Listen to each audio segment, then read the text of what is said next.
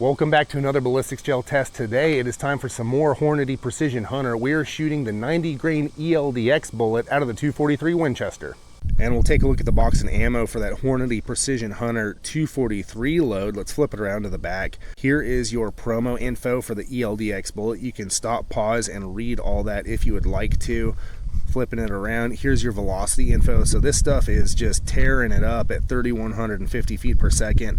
I don't know what the barrel length was for that, probably 24 inches, even though no one's using a 24-inch barrel by and large. But my rifle's got a 20-inch barrel, so we'll see how close we get to that. But something I want to point out that I also did in my 270 ELD-X video. So look at this. This is what this bullet is ostensibly designed to do. It is advertised and designed to hold together and expand across a fairly wide range of velocity between 1,800 and 2,660 feet per second. It is not advertised as exploding into a million pieces. All right, so people in my 6.5 Creedmoor Precision Hunter ELD-X video in the comments wanted to, I guess, lie to themselves and spread false information and say that it is designed to be frangible on impact. And if it is designed to do that, they need to put it on the box, because that's not what it's designed to do. That's not what it's advertised as doing. So y'all keep lying to yourselves if you want to. We'll see how this load does. It'll be interesting because it might be impacting at substantially higher velocity than what is listed here, that 2660. So I'm not really sure how to evaluate this stuff, being that it has a range stated here, but it's not going to be going that slow. And let's be honest with ourselves, you might get that 300 or 400 yard shot, but you might also have that deer step out at 50 yards or 100 yards, and then what are you going to do with a bullet that blows up into a million pieces on impact? And I'm not saying that's what this is going to do, but that is what the 6.5 Creedmoor version did. So we'll see how the 243 does. Let's go ahead and take a look at the ammo. There you go. Looks like good stuff. Little ballistic tip.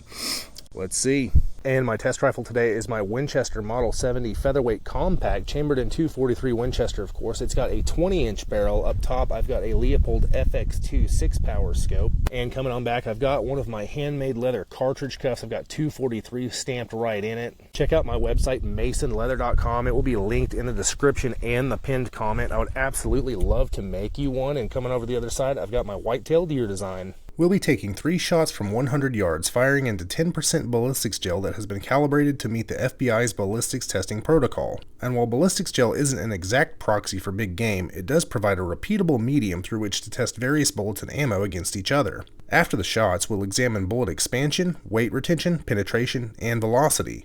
My goal is to provide hunters like you and I with the most objective information possible to help us make the best choice for our particular hunting situation. The ballistics gel in this video has been sourced from Clear Ballistics. You can find a link in the description. So let's go ahead and shoot it.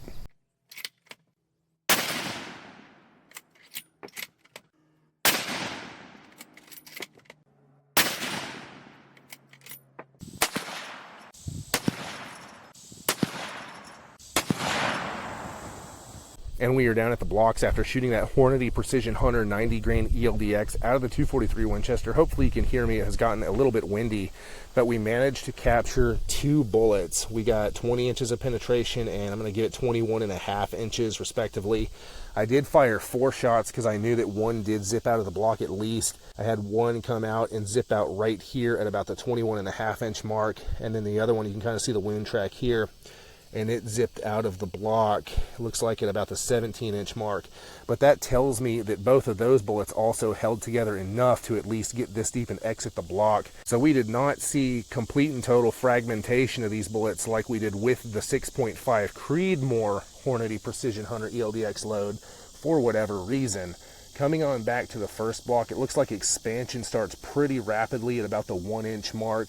You've got a pretty nasty wound track, and again, this is 4 shots here, so it's a little bit misleading. You've got pretty nasty wound track going back to about the 9-inch mark, so that's going to leave a mark as long as you don't hit any heavy bone. And once again, I'm going to report it as it happens. I'm not pulling anybody's leg, not pulling any punches. If something fails, I'm going to call it a failure. If something does good, I'm going to say it does good.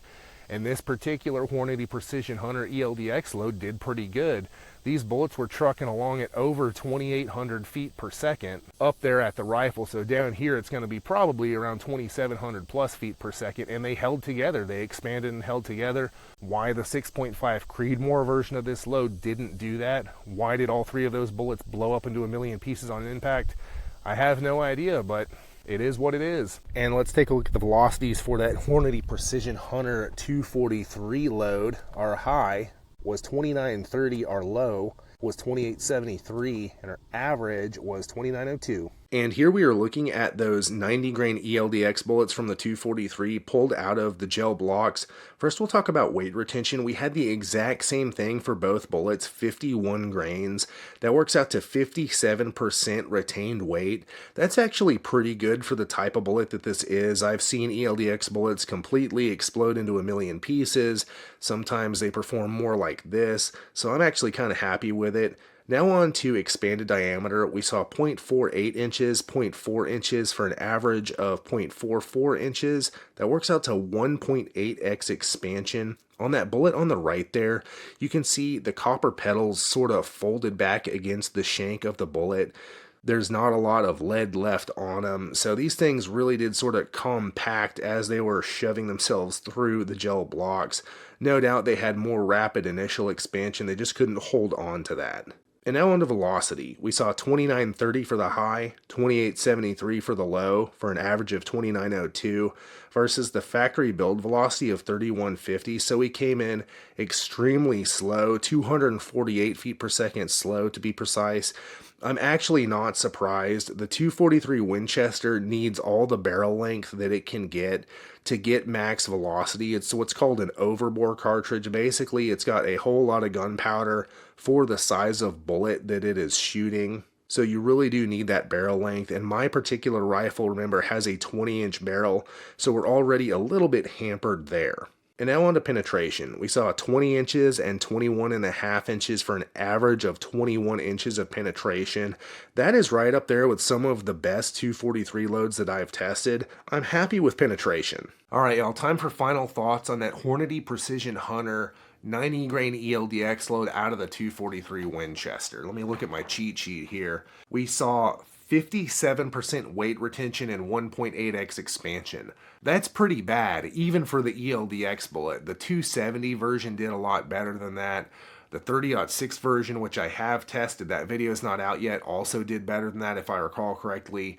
The 6.5 Creedmoor version did a whole lot worse. Go watch that video if you haven't. Catastrophic fail. But I'm not really pleased with these results. Velocity-wise, average was 2902. Factory spec is 3150, so we came in way slower, 248 feet per second slow to be precise. It's still going really, really fast though. And remember, big caveat, I'm shooting this stuff out of a compact little 243, a 20-inch barreled 243, but I'm doing that on purpose because a lot of people do have compact 243s that their kids use or smaller statured people use, so I think it's actually pretty appropriate. And then penetration-wise, we got decent penetration, 21 inches on average, no doubt due to the lack of expansion. I don't know about you, but I'm not really just getting the warm and fuzzy about this particular load. Will it kill a deer, a pronghorn, something like that? Yeah, absolutely. You can kill something like that with a 22 if you hit it in the perfect spot. That doesn't mean it's a good idea. And now we're going to talk about kinetic energy real quick. I'm rolling this into every video going forward. I wish I had done it from the start for my first videos, but I haven't. I just thought to do it for some reason. So with this load, a 90 grain bullet traveling on average 2,902 feet per second, we're looking at 1,683 foot-pounds of energy. That's actually right on par with a lot of other 243 medium game hunting loads that I've tested. Some of those videos aren't out yet, but 1,600, 1,700 foot-pounds of energy is right there in the ballpark for what most of them are producing. And that is more than enough to kill a deer. It's even above the 1,500 foot-pound threshold that people like to see for elk. So I'm pretty happy with that. And of course, kinetic energy is just a calculation using the bullet mass and the velocity. Make of it what you will. So personally, what would I use this load for? Well, I mean, maybe if I was hunting coyotes or something with a 243, it would do really well. I personally wouldn't use this for medium game hunting. I like my bullet to hold together a little bit better. I like a little bit more mass.